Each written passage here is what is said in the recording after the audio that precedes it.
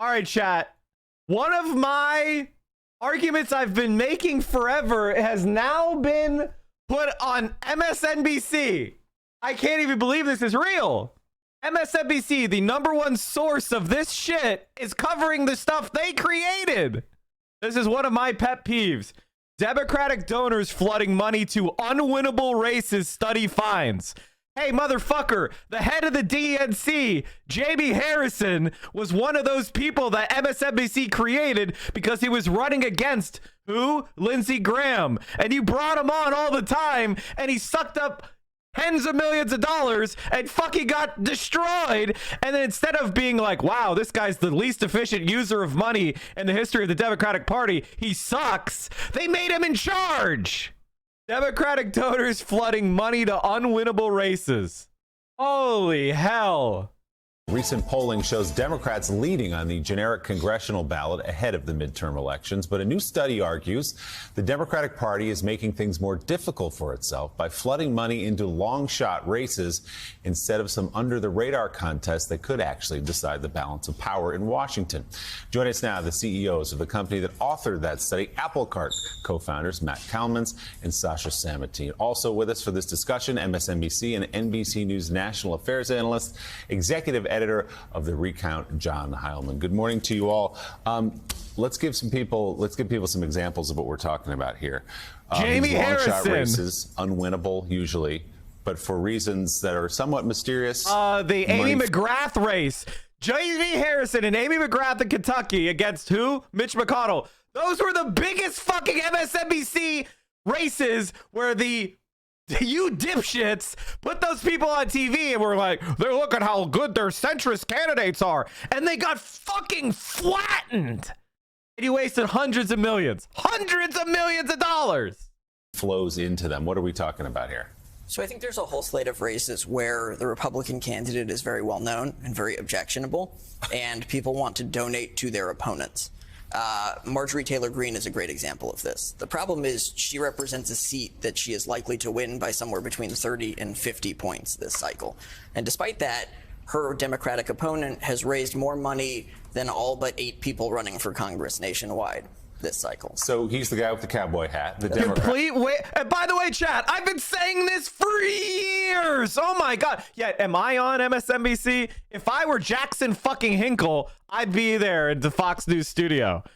You will never see MSNBC ever promote a lefty content creator ever. My God. Okay, it's fine. It's fine. It's fine. It's fine. It's fine, chat. It's fine. Right, we were just talking about him. Is this small donors who say, oh, I see her on TV, I don't like her, I'm going to give money? Or is the party actually putting money in behind the Democratic candidate? So it's almost exclusively small donors. Yeah. They see Marjorie Taylor Greene, they dislike her. They also see Marcus Flowers, the candidate running against her, running great ads on Facebook that he is targeting very specifically at Democratic donors and that are designed to raise money from those Democratic donors and appeal to all of the things that they absolutely despise about MTG. So what is being sacrificed here, Matt? What are the races where money could be spent, perhaps should be spent, if from the perspective of a Democrat instead of against Marjorie Taylor Greene? Well, the challenge is people like MSNBC and Joe Biden and Nancy Pelosi say, we need to have a good Republican Party. And a lot of Republicans running in tight races try to put out the idea they're one of the good ones. So the Democrat running against them doesn't have the Marjorie Taylor Greene. So of course those people don't raise any fucking money. That when you look at how Democrats actually keep the House come November, there's a very small number of races that are actually going to make the difference there. And a lot of the ones that they're going to need to keep in order to actually keep the House are races that nobody's talking about. They're under the radar. There's not a lot of congressional district level polling that's public at this point. And when you look at a lot of those races, while there's a national narrative about the fact that Democrats are leading in terms of fundraising, a lot of those races, the Republican candidates are ahead by quite a bit. So when you look at races like the ones that Sasha is talking about, the Marjorie Taylor Greene race, et cetera, those candidates collectively, the person running against Marjorie Taylor Greene, the person running in the Madison Cawthorn seat, et cetera, collectively have raised over $25 million. These are Democrats running in seats that they're completely incapable of winning. And at the same time, you see Democratic candidates running in far more competitive seats, trailing by 2-to-1 margins in some cases in terms of fundraising. Yeah, John Heilman, this happens a lot, doesn't it? I mean, with Democrats especially, it happened to... Because of MSNBC! You guys are the #1 motherfuckers who do it! You put these... Amy McGrath! Like, what are you talking about? Here, I'll find it. I'll find an example as they ramble on. Happened in South Carolina. There she is! Here you go! I searched it! Google! Morning Joe, Amy McGrath, Kentucky challenger. McConnell has no vision for the future. Amy McGrath launches new effort to fight election lies. Honor bound author Amy McGrath. There she is again after she lost horrifically. She's still on your fucking dumbass shows. Amy McGrath expresses support for eliminating filibuster. What are you fucking meet the fighter pilot who plans to take on Senator Mitch McConnell. Look what show you're on. To do that, the party first needs... Look what show she's on, Joe, you dumb motherfucker. You're the fucking reason, dummy. You're the fucking reason, you dumb motherfucker. Where's the mirror, Joe? She got 38% of the fucking vote. That's where it is, Joey boy. That's where it is. The fuck are you talking about? Senate Democrats raised record cash, but much of it went to losing candidates. Democrat Jamie Harrison raised nearly $108 million, an all-time record, but is losing by 14 points to Senator Lindsey Graham. To all the pollsters out there, you have no idea what you're doing, Graham said Tuesday, despite his earlier warnings that he could lose the race. To all the liberals in California, New York, you wasted a lot of money. In Kentucky, Senate Majority Leader Mitch McConnell cruised to a comfortable victory, unfazed by the $88 million raised by his Democratic opponent, Amy McGrath. So where did the liberals get the idea they should donate to these people? That was you. That was you, you dumb motherfucker. And where is Jamie Harrison? Where is Jamie Harrison? Jamie Harrison is now the party chair of the Democratic Party, a loser who got fucking destroyed. But he did the thing you're supposed to do. Hand bags of cash to Democratic parasite consultants in DC. He bought a lot of boats that you could cruise the Chesapeake with. He bought a lot of in-ground pools at some disgusting Arlington McMansion. He paid for a lot of kids to go to Georgetown without paying tuition for themselves. That's what he did. And that's the only thing the Democratic Party is designed to do. Everybody wanted to get Lindsey Graham out of there. Had a great candidate. Democrats had a great candidate who's now running, who's now running the DNC. But I'm sorry, I could have told everybody at the beginning of the process, Republicans weren't going to lose South Carolina, but the money kept. But yet you kept bringing them on as. By the way, you know how I measure a great candidate? I'm going to be crazy. It's going to be outperforming expectations. Jamie Harrison didn't do that. I have a low bar. I don't even require you to win. My bar is, did you outperform expectations? He did not. He was a terrible candidate. He was good at stealing your money. Wow. I'm out of there. They're under the radar. There's not a lot of congressional district level polling that's public at this point. And when you look at a lot of those races, while there's a national narrative about the fact that Democrats are leading in terms of fundraising, a lot of those races, the Republican candidates are ahead by quite a bit. So when you look at races like the ones that Sasha is talking about, the Marjorie Taylor Greene race, et cetera, those candidates collectively, the person running against Marjorie Taylor Greene, the person running in the Madison Cawthorn seat, et cetera, collectively have raised over $25 million. These are Democrats running in seats that they're completely incapable of winning. And at the same time, you see Democratic candidates running in far more competitive seats, trailing by 2-to-1 margins in some cases in terms of fundraising.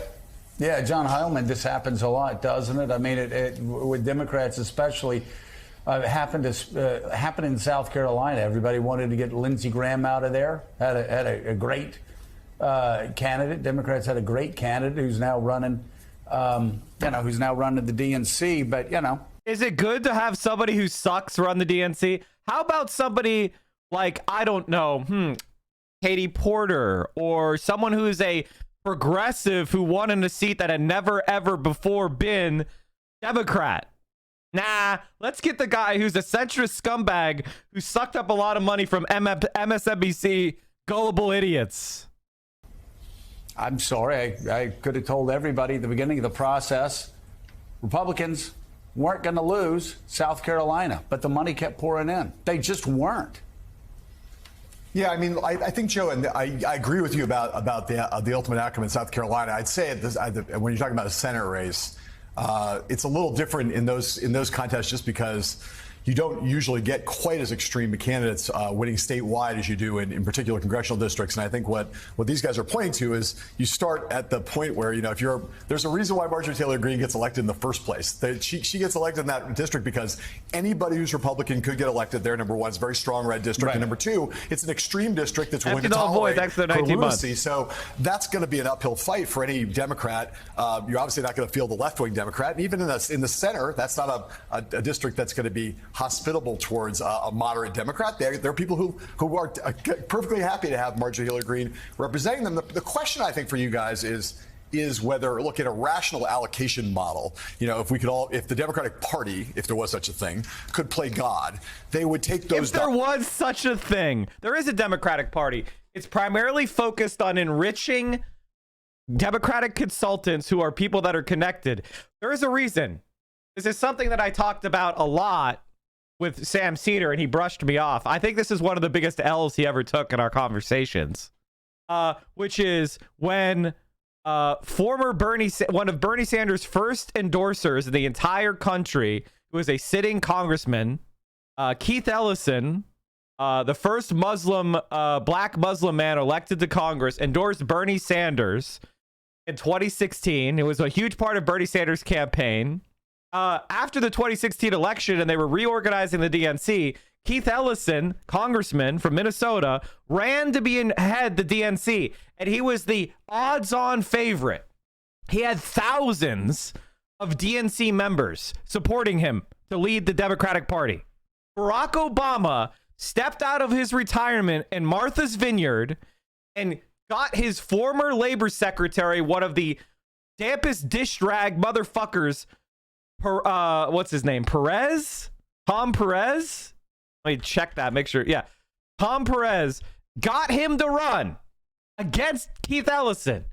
And they raised millions of dollars for a DNC chair race. And they ended up narrowly winning. And people were like, oh, why do you care about Tom Perez versus Keith Ellison? It doesn't really matter. Tom Perez was kind of a progressive in the Obama administration. Just total bullshit, by the way. Total lies, propaganda, stupidity. What did he do? He went in there and he drew an underline. He shut out every progressive Democrat, every Bernie Sanders supporter he could. He brought in corporate lobbyists. He blocked efforts to ban lobbyists from also serving on the DNC, which they still do. And he brought in the same Hillary Clinton consultants. He gave them millions upon millions of dollars. Never donate to the Democratic Party, ever. And he spent his time stomping on progressive candidates and rigging as many primaries as they could against the left. So there is a Democratic Party, but the purpose of the Democratic Party is to lose to the Republicans and stop the left. That's the purpose.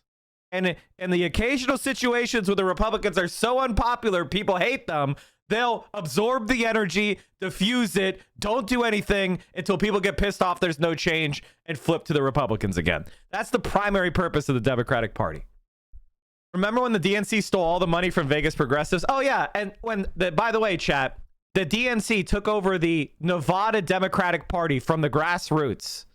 And what happened? The DNC, the outgoing chair of the Nevada Democratic Party, cleaned out the bank accounts of the Nevada Democratic Party, about $1 million, and sent it to the National Democrats, leaving the new DSA-run Democratic Party of Nevada with $0 in the bank.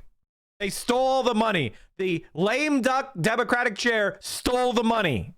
That's what they do.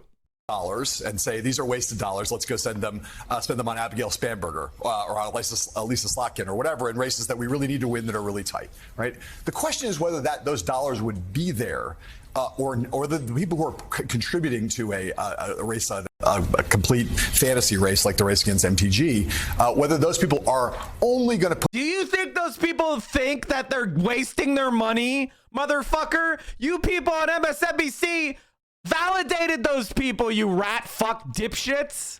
You validated them. So people that are not, they lack awareness. They think that elections are contested in this country. They have an idiot's appraisal of our rotten institutions. They don't understand how gerrymandered and how fixed our political system is. Because why? It serves the interests of capital. It doesn't reflect the democratic will of the voters. You fucking clowns. You all know that, which is why you don't talk about it. This is one of the most disgusting things you're going to see. Is if you actually understood how few races are even competitive in the first place, and that's by design. What did the Republicans do this year with the gerrymandering? Did they try to steal more seats? Did they gerrymander a bunch more seats to the Republican side? They did as much as they could. They made I think they gained on net a slight increase in their advantage, right? But actually what the Republicans did is they made all their seats safe. They made all the Democrats' seats safe. They tried to make it's like World War I, trench warfare. Instead of having a bunch of districts drawn to be as competitive as possible and having an open field where as many competitive races are happening, where democratic accountability, democratic responsiveness is increased, they made it so it's like World War I, fixed trenches where you have this tiny sliver of competitive races, the minimum number that you could imagine. That's the goal. That incumbents are as protected as possible. The Republicans have as much of a gerrymandered edge as they can so that they are the least vulnerable to democratic checks. That's what they did. And they did it while Democrats controlled all the fucking federal government and had the power to stop them. And they let them do it. Put money into that race because they're not really sophisticated donors, and they're not maybe even that invested in the overall question. They just hate Marjorie Taylor Greene. They're on Facebook, and they're going to put $5 or $10 into that race, or $20 or $50. But if you ask them to contribute to Abigail Spanberger, they'd be like, I don't care about that. You know, I care about trying to beat Marjorie Taylor Greene, and I know it's a long shot, but why not? Well, I think that's exactly the sort of impetus among voters that we're speaking to today. You have a lot of people who want to see MTG out of office. She's not going to lose in her congressional district, but if Democrats keep the House, she's not going to become a subcommittee chairwoman either. And I would say for people who dislike MTG, dollars spent in Abigail Spanberger's race or in a whole host of under-the-radar races that, due to redistricting, are competitive either because they are swing seats or merely because the lines have been drawn so differently this cycle that there's now a new opportunity in those seats. You know, those are the places that the Democratic majority, you know, that path runs through these seats. It doesn't run through North Georgia. In the situation where North Georgia flips Democratic, you know, we're going to have a 400-vote Democratic majority in Congress. And, you know, at that point, you know, I think a lot of other things would have to go in a direction that there's no data that shows that they're going in at this point. Yeah, that ain't happening. And of course, Reverend Al, if you have people that decide they're going to get involved in a race because they don't like a Republican or a Democrat in one of these seats, all you do is you sort of whip up a fundraising arms race. So you allow candidate X, who you want to get out of office, to say, oh my gosh, look at all of the liberals across America that are putting this money into my race. Please send me $5, $10, $25, $50 so I can put. All that happens then is that Marjorie Taylor Greene or Lindsey Graham, they raise a bunch of money, and you know what they could do? They could give it to the Republican Party, and the Republican Party will intelligently invest it in the districts that they're trying to win. Lindsey Graham will raise money against it, but he'll actually just give it back to the Republican Party, buy himself even more power. Marjorie Taylor Greene having a ton of money is going to allow her to get a better committee chair, because she could go to the Republican Party leadership and say, here's 500 grand. I want to be chair of X committee. You're actually making her more powerful. Killian, nice, thanks. Push back Hollywood liberals and left-wing freaks, et cetera, et cetera, et cetera. And so then they get more money. And again, it's just a waste of resources in the end, any way you look at it. No, there's no question about it. It gives the person that they're targeting a fundraising narrative that they couldn't have wished for, because now they can play against that. But the real problem is when you look at the national Democrats, Jamie Harrison and others that are running the DNC, they can't really easily, listening to Sasha, they can't easily tell people, well, don't put money here, put money there, because they can't go against their own base. So it puts them in a very precarious. Jamie Harrison only exists because he's one of those people. Because you guys created him as a bulwark against the left. You would say, oh, don't talk about those issues that you care about, Democratic base. You're hurting Jamie Harrison's moderate campaign. He could defeat Lindsey Graham. I mean, this is one of the most pathetic things I've ever seen. This is one of the most pathetic things I've ever seen. Position, they just have to sit back and let it happen, because these people are not driven by the Democratic National Committee. They're driven by their dislike for somebody like Congresswoman Green.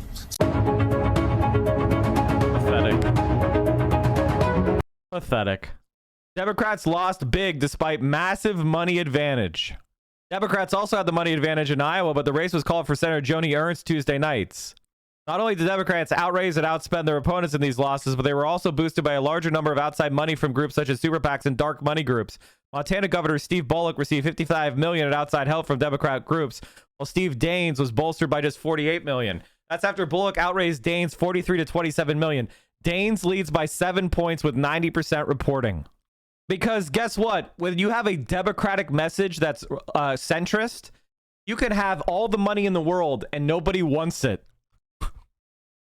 Oh my God. Can you imagine what would happen if the Democrats ran a progressive campaign and then spent the money to register new young voters and got them involved and actually built institutions that young people wanted to be a part of? Nah, we won't try that. Jen White of 1A had a good segment. What's 1A? Democrats would rather get MAGA candidates elected. Oh, 100,000%. The NPR show? The overwhelming evidence is that campaign ads don't do shit. They don't do shit if both sides are doing them. If one side does them and it's not matched, you fucking destroy your opponent. You literally have to spend it because the other side spends it. Are you watching the stream unsubbed? You're making income inequality worse. You are doing anti-praxis. We are the only Twitch stream that will not accept scam advertisers, and I will never fuck you over by selling you crap.